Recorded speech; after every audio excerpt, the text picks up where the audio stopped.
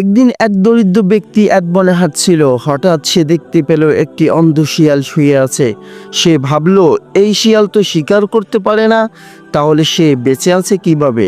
সে লুকিয়ে লুকিয়ে দেখলো কিছুক্ষণ পর এক সিংহ একটি হরিণ শিকার করে বনের পাশ দিয়ে যাচ্ছিল। হঠাৎ সিংহটি কিছু মাংস ফেলে রেখে চলে যায়। অন্ধ শিয়ালটি হামাগুড়ি দিয়ে গিয়ে সেই মাংস খেয়ে নিল।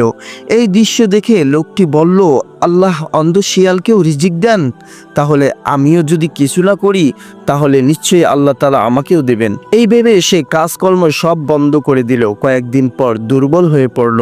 একদিন সে স্বপ্নে দেখলো এক ফেরেশতা তাকে বলছে, তুমি কেন শিয়ালের মতো হতে চাও? তুমি তো সিংহ হতে পারো, যার মাধ্যমে আল্লাহ তাআলা অন্যদেরকে রিজিক দিবেন। এই ভিডিওটি থেকে শিখি যে আল্লাহর উপর ভরসা রাখতে হবে আর নিজের চেষ্টা ও শ্রম চালিয়ে যেতে হবে, কারণ আল্লাহ চেষ্টাকারীকেই সাহায্য করেন।